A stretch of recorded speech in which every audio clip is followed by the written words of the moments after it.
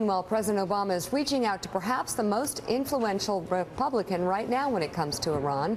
He spoke with Senator Bob Corker yesterday, who chairs the Foreign Relations Committee.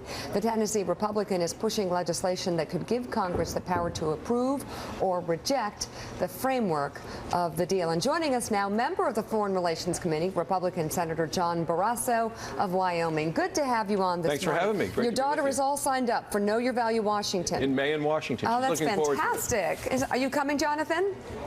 Yes? Yes, ma'am. Yes, you get a VIP pass. No, I really appreciate that. I look forward to meeting her.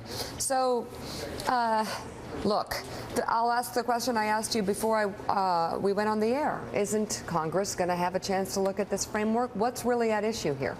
Well, the issue are the sanctions that Congress put on the Iranian people that we think drove them to the negotiating table in the first place. And we have a bipartisan group.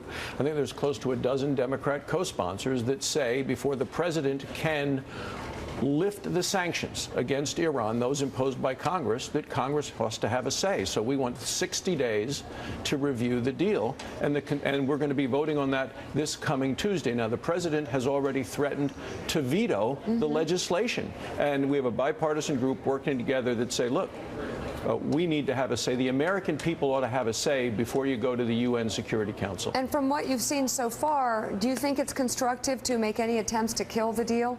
Well, I want to see exactly what's in it. It's still under construction. The president has told us in 2012 that any deal had to end the Iranian nuclear program, but it doesn't seem to have done that. Doesn't do that. Let's back up a bit and give the Secretary of State a grade for the extensive and extended negotiations with Iran.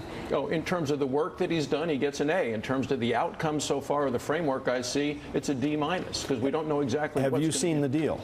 Well, I've had a briefing with Samantha Powers and a debriefing on what's in it, but I want to see it specifically, and that's why we're saying let us review the final product before you release And what is the White sanction. House saying in response to that? Well, the president has threatened to veto, and that's the concern. The Iranian people want the sanctions lifted because they want the money. It's a show us the money situation. They're looking at tens of billions of dollars of sanction relief. That's the money. If they can export oil, if they can bring in money that's been frozen overseas, I think they'd say just about anything to get the money. Jonathan? Senator, so what happens if the deal is worked out by June 30th? The president signs off on it with the other 5 allies plus one who negotiated this deal. What recourse does Congress have, do you have, at the Capitol against the president's action? Well, that's this legislation. We want to say that once this is signed off on, we want that comes to the Senate, comes to Congress in 5 days, and we have 60 days to review before sanctions that Congress has imposed are taken off. Right, and I left out the part of the question, which is, and the president vetoes that legislation, and the veto is not overridden. Well, it'd be an interesting concept because that's where we are now. We have close to a dozen Democrat co-sponsors. Chuck Schumer from New York is a co-sponsor of the legislation that says Congress ought to have a say in this. Secretary Kerry was a former chairman of the Foreign Relations Committee. So is Vice President Biden. I've met with both of them privately in the lead up to this. They understand that the Senate and Congress should have a say. Would you be opposed to a gradual easing of the sanctions over a period of 4, 5, 6 years, 10 years? Well, in terms of if the Iranians are keeping their word, and I think they're going to cheat, you know, that's the interesting thing. The Iranians are talking as if the sanctions are going to be relieved immediately. Well, the president talks about it in a different way. But if that's the case, Mike, 60 days for us to review the agreement shouldn't be a problem for the president if they're going to be relieved slowly over 4 or 5 Really quickly, years. before you go, in the Republican field, who do you like? Who stands out? Who's making a great first impression? Well, I think they're all doing very well. They're all going to be better than Hillary Clinton. Nice. There's a coronation going on the other side. Well, you know, you take a look at the way that they've rolled out their campaigns of those who've announced. I think they've all done very well. In terms of fundraising, they've done well. In terms of crowd, in terms of energy. You're not a dad talking about your 5 kids.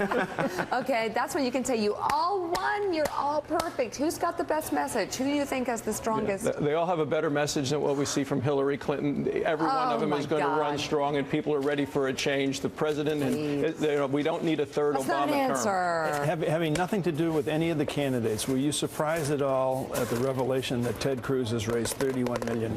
It's an incredible amount of money in a very short period of time. It shows how much energy, enthusiasm there is is to get a Republican elected president in 2016. Okay. I mean, that's actually a good point.